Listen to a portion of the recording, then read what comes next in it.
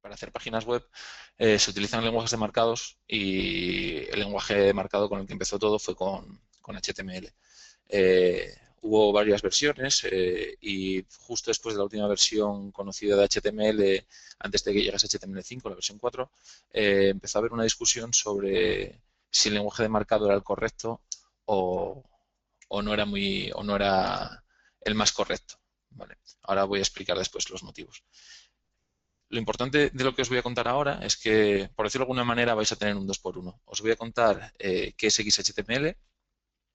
Con los conocimientos que adquiramos de XHTML podremos desarrollar, pues eso, empezar a desarrollar nuestros contenidos. Y además, todo lo que os voy a contar lo vamos a poder retroaprovechar tal cual en HTML5. Los pequeños detalles en los que hay variaciones os los voy a ir comentando.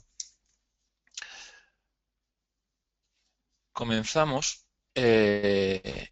Y bueno, lo que os decía, que existen lenguajes de marcados para generar documentos para que sean visibles por los navegadores. Por ejemplo, yo ahora mismo estoy utilizando Chrome, otros estarán utilizando Internet Explorer, Firefox, Opera. Pues con estos lenguajes de marcados definimos pues, qué es el título de un documento, cuál es el contenido principal de un documento, qué palabras están marcadas de una manera especial. Es decir, estructuramos nuestro documento. Esta estructuración de documento nos sirve pues eso, para separar textos, para marcar qué es un capítulo, qué es un párrafo, según el lenguaje que estamos utilizando. Y la gran diferencia entre XHTML y el resto es que muchos de los lenguajes además definen la capa de presentación muy pegada a esa semántica del documento, ¿de acuerdo? Por semántica de documento, que lo voy a decir muy a menudo, entendemos que por esa semántica de documento entendemos pues que si nosotros leyésemos ese documento en el código fuente de un HTML, estaríamos viendo, podríamos definir qué es un título, qué es un párrafo, qué es un enlace. Si conseguimos separar esa semántica de esa presentación, conseguiremos, por ejemplo, que con un mismo documento HTML podamos tener distintas presentaciones. Para el mismo contenido, distintas presentaciones, por ejemplo. Ejemplos que podemos encontrar de elementos de marcados, pues tenemos HTML, en el que mezcla un poco la presentación y el contenido. Tenemos XHTML, más orientado a solo presentación. HTML5, que también está orientado más a presentación, aunque todavía quedan algunos residuos, pero también ha recogido esa separación de presentación y contenido. Y tenemos otros como LaTeX para generación de documentos, DocBook para generación de libros y MathML, por ejemplo, para describir fórmulas matemáticas. Y como esos, muchísimos más. En esos documentos, la mayoría, para escribirse, se utilizan un formato de escritura que no es un lenguaje en sí mismo, sino una manera de definir estos lenguajes. Se llama XML, pongo lo de la nueva referencia entre comillas, ¿sabes? Como un poco gracioso, porque ahora está muy extendido y cada vez se trabaja más con documentos XML. Un ejemplo de cómo puede ser un XML es este que os pongo aquí, en la que la primera línea estamos viendo cómo definimos que esto es un XML. En esta otra línea definimos, valga la redundancia, la definición del lenguaje que vamos a usar, ¿de acuerdo? Esto lo vamos a ver cómo XHTML tiene su propia definición. Y decimos que en este documento, en este XML, lo que vamos a tener son un libro. Si nos fijamos, encontramos marcas que nos indican qué están definiendo. Por ejemplo, la primera, la raíz, ya os adelanto que en XML solo podemos tener uno, nos define que vamos a describir un libro. En la siguiente línea describimos quién es el autor. Y así sucesivamente podemos llenar el documento de atributos para describir completamente este libro y al final es lo mismo que vamos a hacer con HTML. Vamos a establecer un lenguaje y vamos a describir completamente nuestro contenido. Y eso es lo que os quiero enseñar ahora. Ejemplos hechos con XML, pues tenemos XHTML, Duckbook y MathXML. Aquí hay algo que no estáis viendo y no lo estáis viendo porque realmente no es XML. HTML5 no está aquí.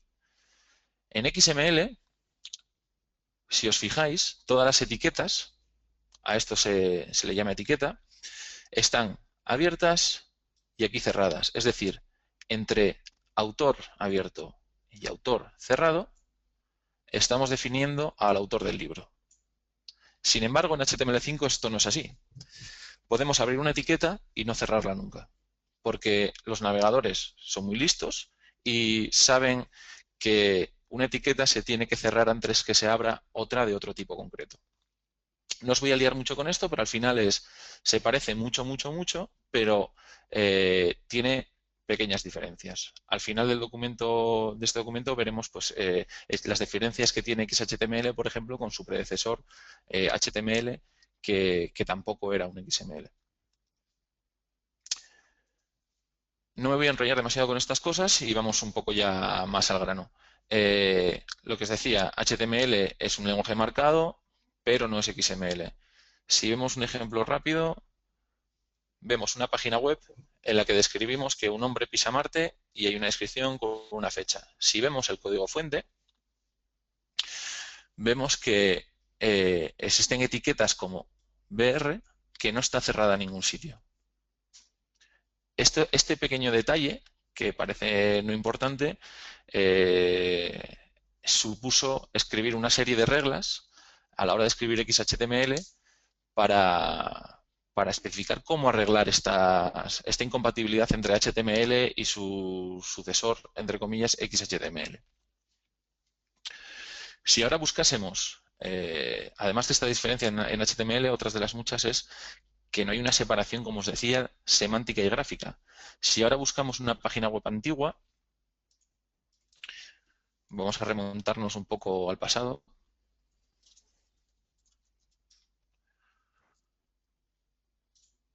Vamos a buscar en un archivo web copias de páginas antiguas y vamos a entrar, por ejemplo, en la página del Mundo de hace unos cuantos años.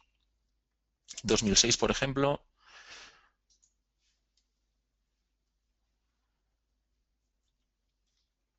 Como veis, la página es bastante viejilla, ya se nota en la pinta. Y si bajamos por el código fuente, lo estoy pasando muy rápido, no os preocupéis, en cuanto encontremos algún tipo de texto, podemos observar que para escribir un texto edición, esto transcribido en el navegador se vería como edición, necesitaban pues ahora mismo 3 líneas de código. ¿De acuerdo? Bien. Lo que vamos a intentar ahora, con lo que os voy a enseñar, es a escribir con el mínimo cantidad de código un documento lo más semánticamente correcto. ¿De acuerdo? Y esto lo vamos a después utilizar en HTML5. XHTML sí que es XML, cumple todos esos estándares correctos y es como, digamos, más bonito a la vista porque deja menos lugar a interferencias de presentación en medio del contenido. Existen varias versiones de XHTML, no os voy a liar mucho, simplemente deciros que nosotros vamos a utilizar la estricta y que salieron otras relacionadas simplemente para cubrir aspectos que en ese momento XHTML no cubría. Nosotros nos vamos a quedar con XHTML estricto. Ahora mismo no está tan de moda XHTML comparado con HTML5, pero lo que no está de moda es el contexto, porque HTML5, aunque la definición de especificación es que es un lenguaje de marcado y nada más, ha ido evolucionando hasta ser un sinónimo de HTML5 como lenguaje de marcado, JavaScript como conjunto de APIs que nos permiten interactuar con el navegador, más CSS3. Una capa de presentación que se le añade a estos documentos para hacerlos pues, vistosos.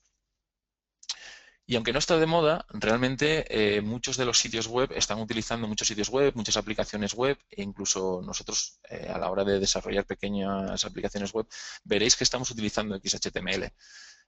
simplemente porque podemos olvidarnos de HTML5 como tal, de las etiquetas, y quedarnos con ese contexto que os decía antes, que son las APIs JavaScript y CSS3. Porque que utilicemos XHTML no implica que no podamos utilizar todos esos recursos. Estoy yendo un poco rápido porque quiero, bueno, acabar esta parte de aquí y en los próximos días, pues, ir un poco a más de contenido chicha. Pero creo que es importante que todos tengamos claro esta parte de XHTML para que no nos pille de sorpresa o porque no sé si todo el mundo ha programado alguna vez o ha desarrollado una página web. Con XHTML, solo como detallito importante, cuando escribimos un texto,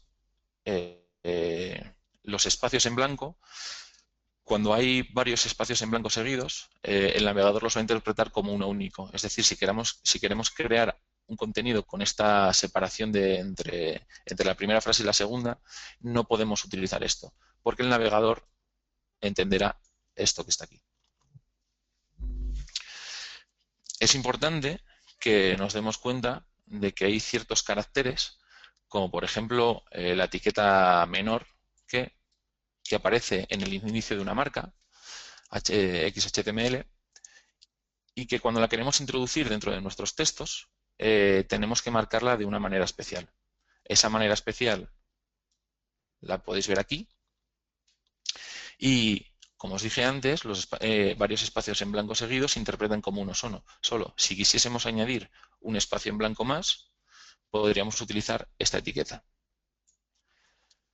Casi todos los caracteres especiales que se os puedan ocurrir y que sean necesarios y que no estén dentro del el catálogo de caracteres que hayáis establecido en vuestra página, lo podéis localizar aquí y podéis, pues, utilizar caracteres que en principio no veis dentro de vuestro teclado o que, como os digo, no están en el encoding de vuestra página. He introducido un concepto nuevo, el concepto de encoding, y con lo único que os tenéis que quedar de momento es que vamos a intentar trabajar siempre con UTF-8 para generar nuestras páginas, de tal manera que tendremos a nuestra disposición todo el catálogo de caracteres que podamos imprimir con el teclado, si no todos, casi todos. Aquí están las diferencias que os decía entre HTML y XHTML. En HTML lo que hablábamos es que como HTML realmente no es un subconjunto de XML, sino que es algo que está muy por encima, que se denomina SGML, lo tenéis aquí escrito aquí abajo, pues no teníamos que cerrar las etiquetas o podríamos utilizar atributos. Ahora os explicaré lo que es un atributo cuando empecemos a ver cosas más concretas de XHTML. De una manera abreviada. Tenemos que explicarla de esta manera grande.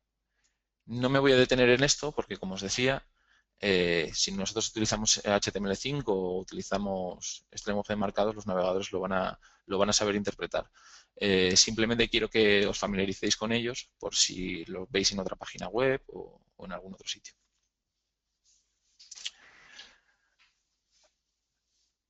Como os decía, con XHTML podemos describir un documento. Esto yo lo voy a empezar a contar un poquito más despacio porque ya son conceptos que se os tienen que ir quedando.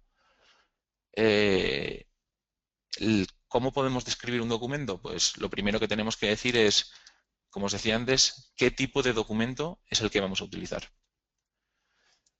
Al inicio de nuestra página marcaremos que estamos trabajando con XHTML. Cuando lleguemos a HTML5 os diré cómo se marca un documento HTML5. Esta marca, por temas que veremos mañana a la hora del trabajo con presentación, es muy importante. Digamos que tenéis que procurar siempre que esta línea o la definición de documento HTML5 esté siempre al principio de vuestro documento. Cuando comenzamos a trabajar en XML, hay una etiqueta, la primera etiqueta que abre el documento es única, no se puede repetir y tiene que abrirse al principio del documento, cerrarse al final y no permite que haya etiquetas a su mismo nivel. por decirlo de alguna manera. Es lo que se llama root. Esa etiqueta root en un documento XHTML es la etiqueta HTML. Dentro de la etiqueta HTML introducimos el resto de etiquetas que pueden describir nuestro documento. Las principales, y son las a priori dentro de un documento HTML, las únicas que puede ir dentro en el primer nivel debajo de una etiqueta raíz, son head y body. La etiqueta head nos permite describir metainformación del propio documento. ¿Qué es metainformación? Pues, por ejemplo, ¿cuál es la página siguiente que va a navegar el usuario? ¿Cuál es el título de la página? Y en el body establecemos el contenido real de nuestra página, ¿vale? La información. Ahora trabajaremos con algunos ejemplos y volveré a repasar el head y el body para que veáis dónde van ubicados. XHTML, en la cabeza, como os decía, en el head establecemos relaciones. Bueno, pues estas relaciones, y son bastante importantes porque han sido absorbidas también por HTML5, nos permiten identificar dentro de un documento cuáles son, pues, a qué capítulo, por ejemplo, pertenece un documento. Si estuviésemos escribiendo un libro en HTML o si estuviésemos en una página web describiendo secciones, podemos decirle cuál es la página padre de esa sección. Por ejemplo, en un periódico podemos escribir una noticia y esa noticia pertenece a la sección deportes. Pues con estos atributos le diríamos que pertenece a qué sección pertenece. No los voy a describir todos porque realmente no es que tengan un uso muy intensivo, pero sobre todo a la gente que le gusta la semántica, que intenta desarrollar las páginas con la mayor estructuración posible, sí que lo usan.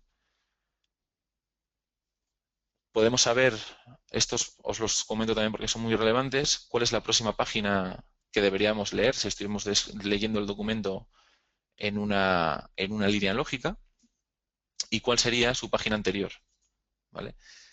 Realmente esto no se ha aprovechado mucho, pero navegadores como Opera tenían una opción en la que si tú describías estos elementos, te aparecía una barra superior que te permitían aprovecharlos para la navegación.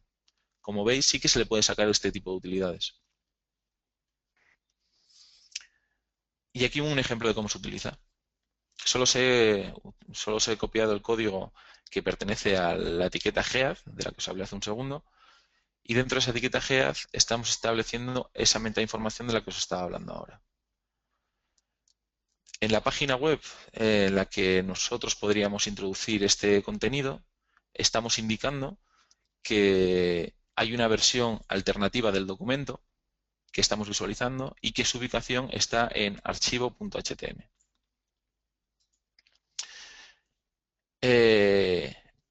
Todos estos atributos de metainformación generaron una revolución en su momento. Es decir, cuando se hablaba muchísimo, hay todavía foros donde se habla mucho de semántica web, empezaron a salir atributos nuevos y a establecer nuevas relaciones. Digamos que a priori no está permitido generar atributos nuevos. Ahí en HTML5 y en XHTML se establecen caminos para poder establecer esos atributos nuevos, pero al final nuestro lector es un navegador. Si conseguimos que ese navegador lo entienda, podemos introducir esos atributos y conseguir bueno, lo que estemos deseando en ese momento. Por ejemplo, Google en su momento introdujo el prefetch como elemento de metainformación, indicándole al navegador cuál era la próxima página que se iba a visitar. En un alto porcentaje, cuando tú buscas un contenido en Google, el primer resultado suele ser el que tú vas a visitar. Por eso Google se permitía la licencia de establecer el atributo prefetch, la metainformación prefetch, para decirle al navegador que la próxima página que iba a visitar el usuario probablemente fuese el primer resultado de búsqueda. De esa manera, el navegador podría ir percargando esa página y generar una navegación más rápida. Digamos que prefetch no existía, o no se utilizaba o no estaba extendido entre la comunidad. Sin embargo, pertenece ya a la especificación HTML5, porque era una innovación importante, ¿vale? No es estándar como tal dentro de la especificación XHTML, pero sí que se incorporó en la especificación de HTML5.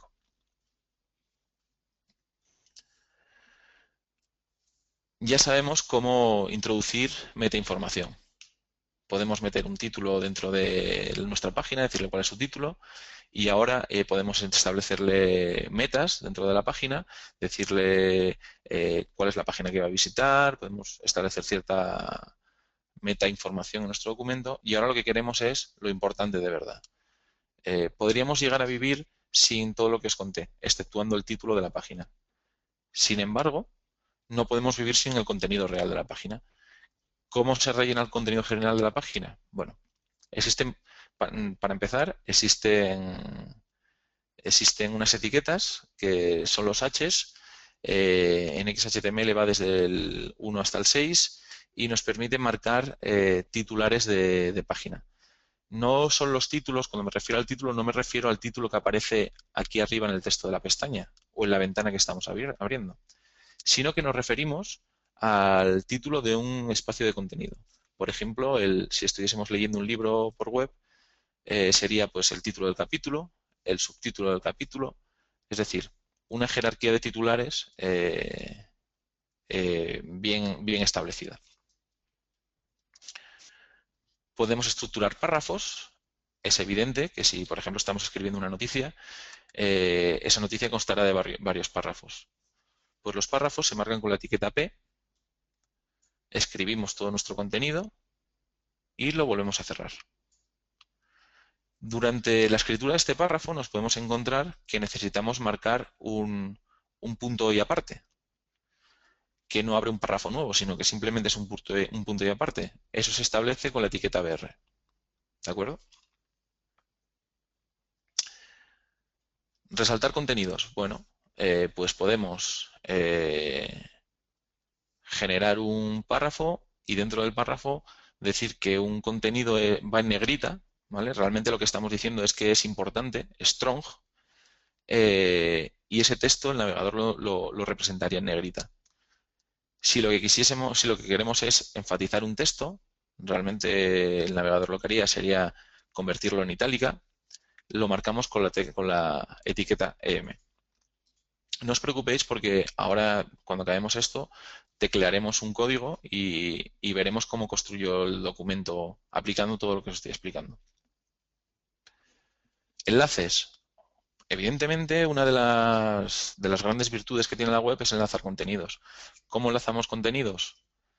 Escribimos la etiqueta A, proviene de la palabra anchor, ancla, y le marcamos la referencia al documento que queremos abrir. Aquí hay una errata, tendría que ser href, y marcamos el documento al que queremos ir. Por ejemplo, en este caso, vamos a la página web www.ovillo.org. Describimos qué página es la que queremos abrir y le ponemos un título. El título no es que sea obligatorio, pero es muy recomendable, sobre todo para técnicas de SEO. Escribimos el título, este título no se va a ver, excepto que el usuario pase el cursor por encima de nuestro enlace y se saldrá un tooltip con este título.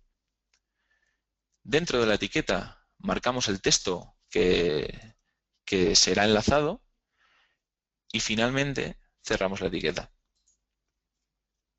Por lo tanto, ¿qué vería el navegador? Vería el texto ovillo subrayado y cuando clicásemos en ovillo nos iríamos a la página www.ovillo.org. Otra de los grandes recursos que tiene la web es poder enlazar imágenes. ¿Cómo enlazamos una imagen? La etiqueta IMG, el atributo src que nos marca dónde está esa imagen, para que el navegador pueda localizarla e incorporarla dentro del navegador para renderizarla. Marcamos un texto alternativo, lo mismo, sería lo que aparece cuando pasamos el cursor por encima de una imagen en un tooltip y que además nos permite pues, siempre pongo el mismo caso. Google no sabe qué es lo que tiene la imagen. Hemos avanzado mucho en procesamiento gráfico, pero se lo podemos facilitar un poco. Y cuando Google lea escena de un hombre, puede catalogar esa imagen que nosotros estamos introduciendo con estas palabras. El SEO igual en una aplicación HTML5 no tenga mucho sentido, pero estamos ayudando a darle accesibilidad a nuestra página. El concepto de accesibilidad se refiere a, por ejemplo, por poner un ejemplo, una persona ciega cuando está utilizando su teléfono móvil o está navegando por una página web, tiene sistemas que le permiten leer esa página web. Esta parte de aquí no tendría ningún problema en leerla el navegador de voz. Sin embargo, la imagen evidentemente no puede leerla. Así que aprovecha este texto que añadimos aquí para leérselo al usuario, en este caso una persona ciega. Londex no le voy a dar mucho detalle, pero asumimos que en la limitación de un atributo no podemos escribir con detalle qué es lo que tiene una imagen. Así que si, por ejemplo, incluimos una imagen que sea una estadística de unas elecciones, pues podemos añadirle una descripción con una página web donde explicamos ese gráfico, donde explicamos qué significa que haya una barra más alta que otra, qué representan los colores, qué porcentajes tiene cada uno de los colores con su partido político, etcétera. No es que se use demasiado este atributo Londex. Vamos a ver un pequeño ejemplo con párrafos y titulares. Como veis, esta página está, entre comillas, decorada, es decir, tiene una visualización. Sin embargo, el código fuente de esta página, si queréis ver el código fuente de una página, normalmente los navegadores es la tecla control más U. Vemos la etiqueta HTML, la etiqueta Gead, donde describimos la metainformación, y dentro de esa metainformación hay una etiqueta Style, que es donde añadimos la decoración de la página. De momento, nos vamos a olvidar de ella. Nos vamos a posicionar en el body y lo vamos a hacer un poco más grande para que todos lo podáis ver. En el body tenemos una etiqueta H1 para marcar el titular de la página. Tenemos una etiqueta P donde hay un párrafo que llega hasta aquí y dentro del párrafo tenemos marcas de énfasis, tenemos cambios de línea. Si ahora entramos dentro de la página, veréis que aquí está un título. Tal vez nosotros no lo veamos con una diferencia, no veamos una diferencia entre este titular y este titular, ¿vale? Pero dentro del código fuente sí que se establece una diferencia. Ubiquit.net está aquí arriba con un H1 estableciendo que es un titular y en el H2 observamos un titular de segundo nivel. ¿Por qué? Porque este titular, ¿quieres estar informado?, pertenece a Ubiquit. ¿De acuerdo? Es decir, pues en un documento Word, si lo estuviésemos viendo, tendría una letra más pequeña. ¿De acuerdo? Si voy a hacer un pequeño truquito, espero no liar demasiado, pero vamos a eliminar los estilos de esta página. Así es como se vería una página escrito solo el HTML. Como veis, lo que os estoy contando ahora. Ubiquit es más grande, estándares es más pequeño, aparece aquí un texto en énfasis, es decir, con el texto en itálica, podemos ver un enlace y en el tooltip del enlace vemos que tiene un title y que nos está describiendo a qué es lo que vamos a abrir cuando hagamos clic, ¿no? Si vamos al código fuente de nuevo, vemos que ese enlace está escrito como os decía hace un segundo. Se establece un título, otro atributo que os contaré más tarde, el título del enlace y por fin lo que está viendo el navegador, lo que se muestra en el navegador.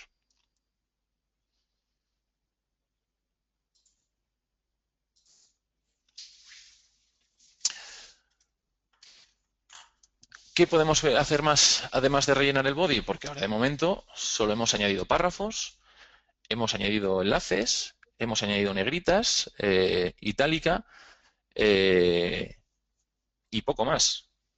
Bueno, cuando estamos rellenando un documento, muchas veces tendemos a pensar en qué es lo que estamos viendo. Es decir, cuando escribimos algo en negrita es porque queremos que sea en negrita, no es porque sea importante.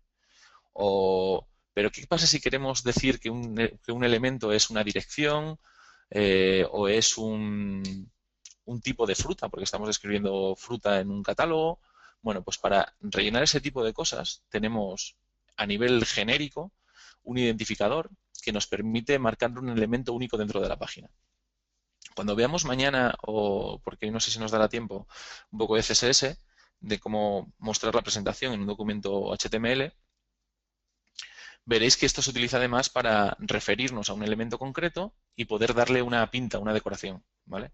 Pero también sirve para marcar, por ejemplo, si estamos hablando de autores, poder marcar un autor en concreto diciéndole que este es la única vez que aparece dentro del documento o poder marcar una zona como especial.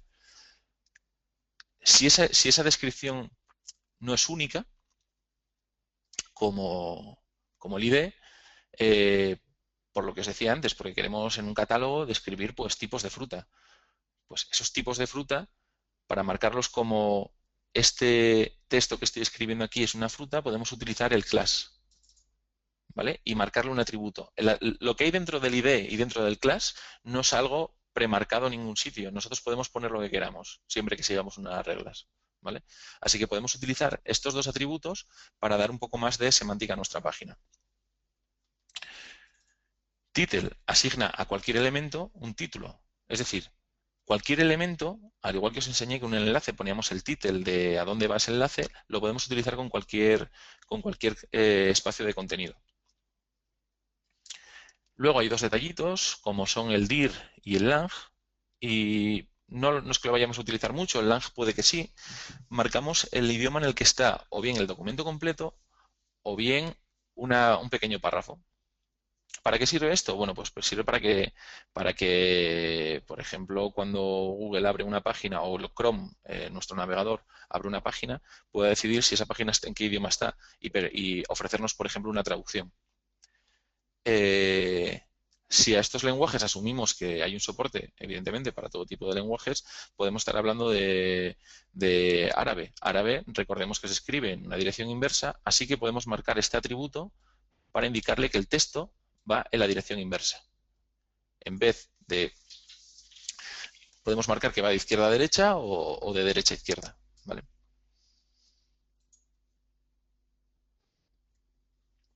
Con todo esto, nosotros lo que intentamos es suplir la semántica de un documento, la que no podemos establecer. Bueno, realmente, al final, solo con párrafos, con enlaces, con otra etiqueta que os enseño luego que se llama div y otra que se llama span, podemos realmente casi marcar cualquier cosa. Sin embargo, el W3C, que es quien propone este estándar, nos permite dar más semántica a partir de etiquetas un poco más elaboradas. Por ejemplo, podemos marcar cuando estamos haciendo una abreviatura dentro de nuestro texto o un acrónimo. Aquí normalmente, si estamos hablando en entornos semánticos, antes había auténticas peleas encarnizadas para decidir si un elemento era una abreviatura o un acrónimo. Aquí en España no tenemos ese problema porque es bastante claro que es una abreviatura y bastante claro que es un acrónimo, pero en Estados Unidos, por la forma en la que utilizan los acrónimos, muchas veces no queda claro si las iniciales de una empresa son un acrónimo o, como introducen letras intermedias, es una abreviatura. Bien, esa discusión se ha acabado. En HTML5 solo tenemos ABBR. Se elimina la etiqueta acrónimo. Si queremos añadir información de contacto de un usuario, pues lo podemos marcar. Y tenemos la etiqueta address, ¿vale? No es que se utilice mucho, no es que cada vez que marquemos una dirección de contacto lo tengamos que utilizar, pero os lo vais a encontrar por ahí, así que os lo cuento precisamente por eso. Definiciones. Cuando establecemos en nuestro documento una definición de algo, lo marcamos entre estas etiquetas. No es que se vaya a ver distinto, porque nosotros nos vamos a encargar de cambiar esa presentación, pero el navegador, el robot de Google, cuando nos está buscando, o cualquier otro robot, puede detectar que aquí hay definiciones, ¿de acuerdo? Y actuar en consecuencia con ellas. Podemos marcar citas, es decir, cuando estamos utilizando un texto que no es nuestro, podemos marcarlo y marcar la fuente, ¿vale? Y así nos quitamos problemas de estar utilizando cosas con las que no tenemos copyright. Esas definiciones pueden ser largas porque establecen un bloque importante de nuestro contenido o bien solo pequeños textos, ¿vale? Creo que los ejemplos lo describen bastante bien. Realmente aquí se ve claramente que la etiqueta de marcado para citas largas es blockquote, que mucha gente la utiliza simplemente porque genera un espacio, pero ya os digo que no es esa su utilidad. Y las cortas con Q, ¿vale? Y que además podemos aprovechar el tag cite para establecer quién es la persona que ha hecho esa referencia, de quién estamos robando esa referencia.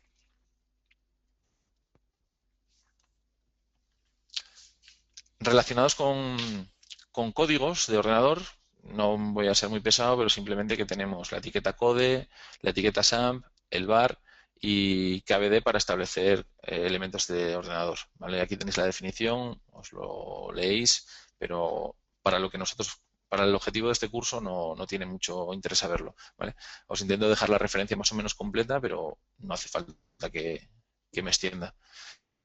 Algo que ocurre mucho es que necesitamos marcar un texto, como os decía antes, cuando nosotros escribimos un intro en nuestro texto, por ejemplo, al final de la primera línea y la segunda, hay un intro y unos espacios.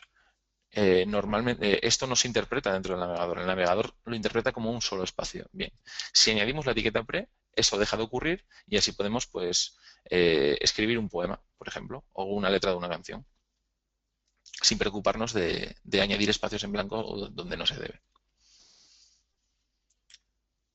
Cuando estamos trabajando, imaginaros en un blog, eh, a veces nos equivocamos y cuando nos equivocamos, pues hay que eliminarlo de la página web de alguna manera.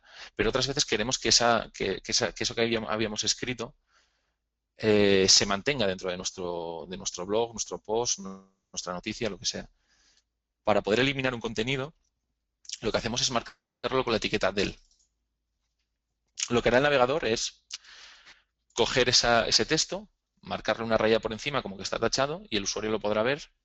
Y además le podemos decir de dónde hemos sacado la información de dónde hemos sacado la información y el motivo de por qué está eliminado. ¿Vale? Si guardamos un documento y lo hemos editado para poder borrar un texto, también podemos editar un documento para añadir un texto, ¿vale? Y podemos insertar contenido extra.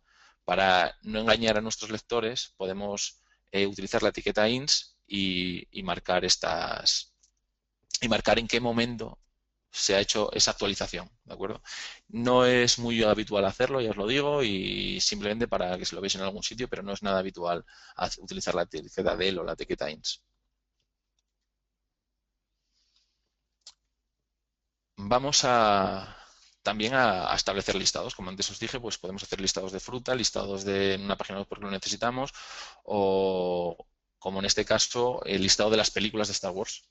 ¿Cómo marcamos una lista? Bueno, lo primero que tenemos que hacer es decirle a nuestro documento que vamos a empezar una lista. En este caso, vamos a establecer una lista ordenada. Es decir, delante de cada uno de los ítems de la lista va a aparecer el numerito de la posición que ocupa. En este caso, tiene sentido que utilicemos una lista ordenada porque estamos estableciendo un orden, ¿de acuerdo? Por eso utilizamos una lista ordenada. Y porque, aunque no sea la mejor forma de hacerlo, puede que sí, queremos que salga el numerito delante de cada uno de los ítems, ¿vale? Pero si esa lista no tiene ningún orden, pues hacemos exactamente lo mismo, pero en vez de utilizar OL de order list, utilizamos un order list. esta etiqueta. Los elementos que aparecen abajo siempre van a aparecer en ese orden cuando visualicemos la página, pero estamos dando a entender de que realmente no, para su significado no necesitan estar en orden, ¿de acuerdo? Antes no os lo dije, pero para los dos casos es igual. Cada ítem de la lista se marca con un atributo de ley. Bien. Llegados a este punto, solo hay una pequeña marca de diferencia con HTML5, con esto que os estoy contando. Y es que en HTML5, como no hace falta cerrar los atributos, es muy común ver las listas sin haberlas cerrado al final. Es muy, muy común verlo por ahí, ¿vale? Por si os lo encontráis alguna vez, no penséis que el que lo ha hecho se ha equivocado. Y listas de definición. Imaginaos que estamos estableciendo pues un concepto y después va una o varias definiciones, pues lo que tenemos que hacer es utilizar esta etiqueta, esta marca, y marcar términos de definición. ¿Queremos definir raro? Pues raro tiene varias definiciones. Que se comporta de un modo inhabitual, extraordinario con modo de poca frecuencia, etc. Solo por haceros fijaros en un detalle, fijaros que el DT está cerrado en esa misma línea, no engloba el DD, ¿vale? Es un error muy común y simplemente cada definición se relaciona con el hermano anterior que sea un DT. Es decir, cuando el navegador encuentra un DT, establece esa definición, ese término de la definición, todos los DDs que encuentre después serían definiciones hasta que encuentre el próximo DT, el siguiente DT. Y aquí viene algo que suele complicar bastante a la gente, ¿vale? Cuando esto ya es de hace bastante tiempo, es una herencia del pasado, pero que todavía sigue existiendo, y es que antes las tablas, cuando dibujábamos una tabla, ahora no lo vais a ver porque no veis el dibujo en sí de una tabla, pero se utilizaba mucho para disponer elementos dentro de la página y no para establecer semántica dentro del documento. Las tablas realmente son de los documentos más complejos, de las estructuras más complejas que se pueden utilizar dentro de HTML. Así que os podéis imaginar que ya estamos llegando al final de HTML como tal, ¿no? De la parte de esta explicación. Os voy a explicar cómo funcionan las tablas y veréis que tienen como bastante miga, ¿vale? Realmente conforman en sí un documento, podrían conformar en sí un documento. Tenemos una etiqueta que nos permite abrir la tabla con un atributo summary que nos permite describir esa tabla, un titular de la tabla, nos permite tener los encabezados de la tabla, filas y columnas. Vamos a ver un ejemplo porque si no es muy complicado entender esto. Esta es una tabla, ¿vale? Es una tabla que representa, pues quiere representar tazas de café consumidas por cada senador. Bueno, es un ejemplo muy típico que existe por internet, ¿de acuerdo? Ver cómo se está representando y el código fuente de esto, al final es dentro de la etiqueta body, que os decía que es donde describimos el contenido de nuestra página, empezamos una tabla. Marcamos un atributo summary diciéndole que lo que vamos a describir debajo es una tabla esquematizada. Al final sería una tabla esquematizada de tazas de café consumidas por un senador. Es decir, no describimos, el summary no describe el tipo de contenido que establecemos dentro, sino el contenido real, ¿vale? Establecemos el título de la tabla y establecemos la primera fila, ¿de acuerdo? Voy a volver a la página. En la página aquí teníamos una fila. Imaginaos que esto es un Excel donde establecíamos los conceptos que se enumeran debajo, ¿de acuerdo? Si vamos al HTML, vemos que se establece una columna y se establece todos esos elementos de esa primera línea.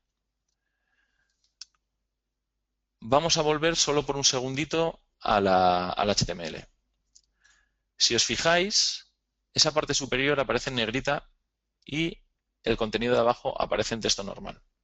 Bien, es porque le hemos indicado a la tabla con este TH que estos elementos son cabeceras. Si no vamos a las filas inferiores, que la fila se establece de la misma manera, las columnas se establecen con TD, ¿vale? En los siguientes ejemplos que tenéis de tablas, veis ejemplos mucho más complicados. Solo con entender esto os sobra para poder establecer la mayoría de las tablas. De hecho, como nuestra orientación es llevar esto al móvil, por consejo personal, si alguna vez tenéis que hacer tablas más complicadas que esta, probablemente estéis representando mal la información. Estéis dando información excesivamente compleja. Os voy a enseñar un ejemplo para que entendáis a qué me refiero. Y es que con tablas se pueden hacer cosas bastante complejas, como establecer filas intermedias, columnas intermedias, establecer distintos conceptos en cada una de las columnas, de tal manera que aquí estamos estableciendo una fecha y aquí un número. Por lo tanto, esta celda quiere decir que en comidas en San José el 25 de agosto del 97 se gastaron 37 euros. ¿Vale? Realmente esta información es tan compleja que probablemente que a mí se me ocurren muchísimas más formas de representarla que en una tabla de este tipo.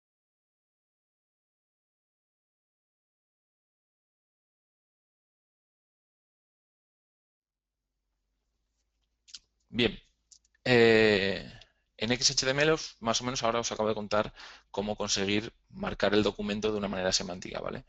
Bueno, pues en XHTML había veces que todavía eso no bastaba. Es decir, con lo que os acabo de contar no era suficiente para describir todos los tipos de contenido que se podían montar dentro de un documento XHTML. Entonces, alguien decidió establecer formatos con las etiquetas HTML para poder representar cosas, ¿vale? Esos formatos se intentaron estandarizar y hay varios catálogos de estándares de formatos y esto os lo podéis encontrar en muchas páginas web por ahí. Ahora mismo está mucho en desuso, está empezando a estar más en desuso porque se están utilizando los microdata de HTML5, ¿vale? Que los veremos y os enseñaré cómo se realizan. Simplemente para que veáis este tipo de contenidos. Como veis, como las etiquetas HTML no proveen de ciertos atributos para poder marcar roles dentro de elementos, es decir, para decirle a alguien que esto es una fecha, y no estoy hablando de una persona, sino de un robot que lo esté leyendo, no tenemos nada para decirle con ninguna etiqueta esto es una hora.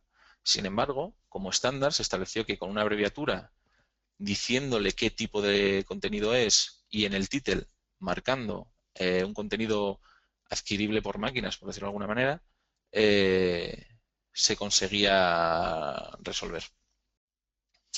Como os decía, estos microdatas salieron varios, pero al final os enseño aquí un enlace a microdata de HTML5, que es algo que os voy a explicar cuando estemos con HTML5, ¿vale? Otra manera de dar semántica es utilizar pues esos atributos genéricos que os decía, el ID, el class, utilizando nombres estándares, ¿vale? Por ejemplo, si establecemos una lista de enlaces, pues si lo llamamos ID Navigation y mucha gente utiliza ese mismo ID para marcar una lista de enlaces, pues al final podríamos llegar a saber de manera programática o un robot podría, que leyese nuestra página, saber que esa es la navegación de nuestro documento, ¿vale? Ahora existen otras maneras un poco más fiables de hacerlas dentro de lo que os voy a contar de HTML5 y demás y bueno, entraremos otra vez en estos conceptos, pero digamos que antes era un poco más arcano y este tipo de cosas se hacían así.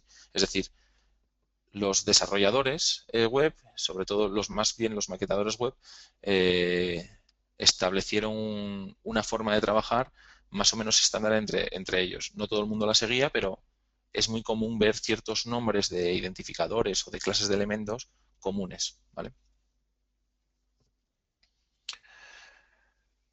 Existen otros módulos que no vamos a ver en detalle, pero que aparecerán durante el curso, como por ejemplo formularios que están relacionados con XHTML, como Ruby, que da, no el Ruby el lenguaje de programación, sino una forma de marcado que nos permite hacer internacionalización, ciertos atributos de presentación que nos los hemos cargado porque lo podemos suplir con CSS y no es necesario meteros más contenido.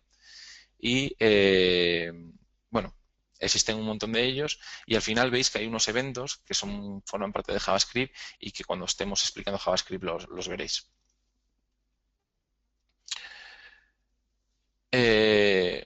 simplemente deciros que XHTML pues no es lo único que hay por ahí, a pesar de que eso yo lo estoy contando, y es evidente porque os voy a empezar a contar cosas de HTML5. No voy a entrar en estos detalles, como os digo, porque esto para mí es un puente para explicaros HTML5, ¿vale? No quiero liarlo demasiado, más de lo que ya os lo he estado liando. Os lo dejo las transparencias porque así os doy un documento completo de qué es XHTML y cómo manejarlo, ¿de acuerdo? Pero no quiero entrar en muchos detalles. ¿Futuro de XHTML? Bueno, pues el futuro de XHTML se supone que era la versión 2 de XHTML. De hecho, cuando empezó a salir XHTML 2.0, yo era de los que decían que probablemente funcionaría, tenía más sentido que HTML5. Sin embargo, aparece HTML5 con etiquetas de vídeo y formatos de vídeo y otros detalles no tan relacionados con el lenguaje, pero sí dentro de esa tecnología que agrupa. Y perdió peso XHTML2 y la mayoría de los navegadores no lo tienen implementado. Y por eso está HTML5. Sin embargo, XHTML2 tenía muchos amigos, por decirlo de alguna manera, en cuanto a lenguajes, y aparecían cosas como Xform, Xlink, que permitían hacer formularios muchísimo más completos de los que tenemos ahora, y Xlink establecía relaciones entre documentos muy currados. Ahora no he visto mucha evolución en estos elementos, a ver si hay suerte, porque la verdad que, por ejemplo, Xforms está muy chulo. Y luego HTML5, que lo importante de decir de HTML5 es que está muy bien, pero no solo por el lenguaje en sí, sino por la velocidad de adaptación. Dentro de los navegadores, que tan rápido un estándar empiece a funcionar y que se vea, era muy complicado. Entonces, ha sido uno de los grandes, de las grandes revelaciones, ¿no? Sobre todo por el marketing que ha conllevado alrededor, ¿no? Y que nos permite utilizarlo ahora dentro de los navegadores con cierta fiabilidad. Voy a haceros un ejemplo. Voy a cambiar de aplicación. Ahora vais a ver un editor que yo utilizo, que se llama Comodo. Voy a copiarme el ejemplo. Bueno, mejor voy a abrir un documento.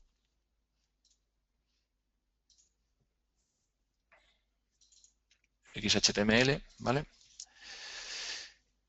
Y voy a hacer un documento nuevo donde esté el código de la tabla. Os la explico y la resuelvo de manera sencilla. Vamos a buscarlo. La tengo aquí. Lo voy a copiar. A ver. Muy bien. Y voy a decirle que esto es un documento HTML, vale. Muy bien. Voy a explicaros la tabla, que os había dicho que había una manera sencilla de hacerla, y voy a contaros primero qué es lo que quiere representar, ¿de acuerdo? Vamos a abrirla en el navegador para que la veáis. Muy bien. Como veis, creo que lo estáis viendo ahora, lo que queremos hacer es una tabla que nos permita declarar la liquidación de un gasto de viaje, que nos permita establecer varias columnas de comida, hotel, transportes y unos subtotales finales, ¿de acuerdo? Que además esté categorizada en varias ciudades para poder establecer, pues, categorizar los gastos por cada una de ellas, ¿de acuerdo? Vamos a intentar resumirla. Lo primero que yo haría sería aislar las tablas a estas tablas individuales. Es decir, este contenido de aquí sí que para mí puede ser una tabla. Sin embargo, esta parte superior puede ser perfectamente un H1, un H2 o lo que corresponda dentro de la página, en liquidación de gastos de viaje. Así que vamos a teclearlo y así veis, pues cómo se escribe un documento. Bien. Me voy a quedar con este título directamente para copiarlo.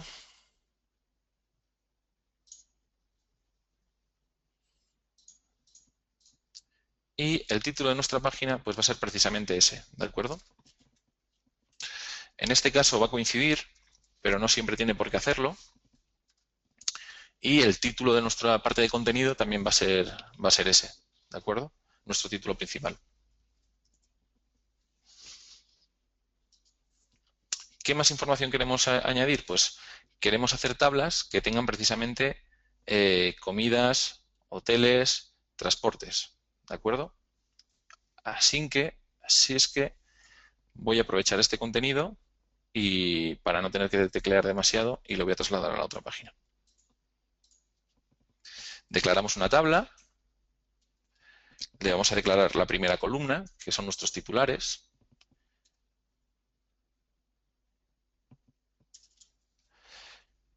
Y vamos a escribir, bueno, vamos a escribir directamente el contenido que tenía. Quería escribirlos yo todo, pero casi que lo hacemos más rápido así.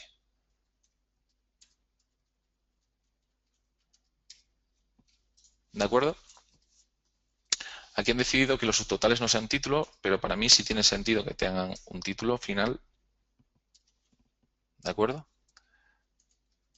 Y aquí iría cada una de nuestras filas. Estos atributos están precisamente puestos, estos atributos que veis aquí, para poder relacionar tablas entre titulares, primarios y secundarios. ¿Vale? Si voy a cambiar un momentito a vista.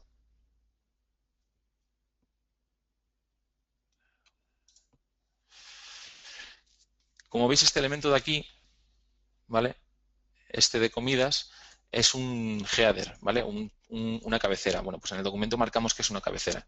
Le decimos que es una cabecera de tipo horizontal, es decir, es una cabecera de estos elementos. A este elemento le tenemos que decir que una de sus cabeceras es esta, esta y esta, ¿vale? Sin entrar en detalles, simplemente para que sepáis qué es lo que me estoy eliminando y por qué me lo estoy eliminando. Todos estos axis, todos estos headers, los podemos eliminar.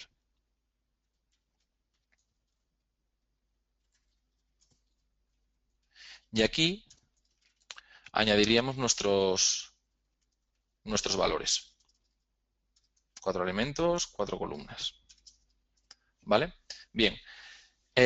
Lo que hace la tabla que teníamos hasta ahora es establecer como varias ciudades. Muy fácil. Para establecer esas ciudades lo único que tenemos que hacer es aprovecharnos de otros elementos de presentación para decirle que esta era en San Diego,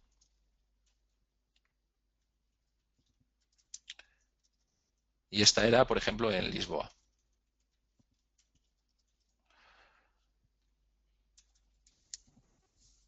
Uy, no sé si os estáis imaginando ya el código que estoy generando, pero realmente ya he marcado lo que antes era solo una tabla, lo he convertido en varias tablas, ¿de acuerdo? De tal manera que sea más fácil de seguir lo que estoy leyendo dentro de un documento. Incluso que podamos dentro de una aplicación hacer paginado o hacer pues eso, esos pequeños bloques por separado. Dentro de volviendo a ver otra vez la página web, vemos esos titulares, vemos esas fechas, esas marcas de fecha. Lo que añadiría para poder marcar esa fecha realmente es otra columna dentro de la fecha y el único caso especial que haría sería marcar este subtotales dentro de la columna, que como veis es realmente distinto al resto de elementos. Si marcamos aquí arriba una fecha, lo que le estamos diciendo es que todos los elementos que están por debajo son fecha también. Entonces, primero, por semántica, podríamos cambiar el nombre para darle un nombre más genérico y que no desentonase, y marcar esto como un TH simplemente para decirle que también es un titular de estos elementos de aquí. ¿Cómo se haría eso?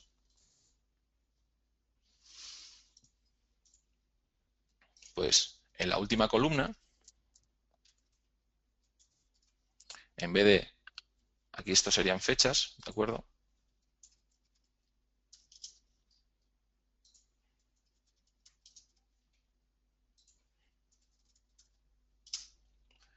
En la última columna lo que haríamos sería cambiarlo por subtotal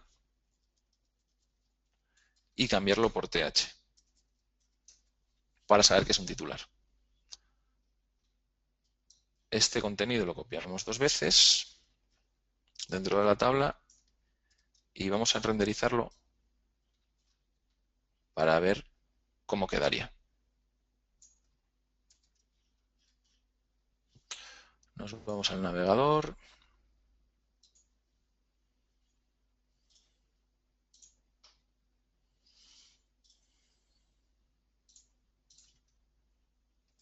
Y vamos a cambiarle el código fuente de la página. Tendríamos un contenido muy parecido que desde estilos podríamos llegar a cambiar y realmente tiene una semántica muchísimo más simple de seguir. Es decir, y de hecho muchísimo más fácil de trabajar. Y realmente lo que estamos contando es exactamente lo mismo. Lo que vamos a hacer mañana, nada más comenzar, es ya con un poquito más de calma, porque cada vez que vayamos avanzando encontraremos contenidos que son más relevantes y que se tienen que quedar más impregnados en vosotros y empezaremos a ir un poquito más despacio, ¿vale? No quería que en una introducción de HTML, que igual mucha gente ya la conocía, perder demasiadas horas de clase.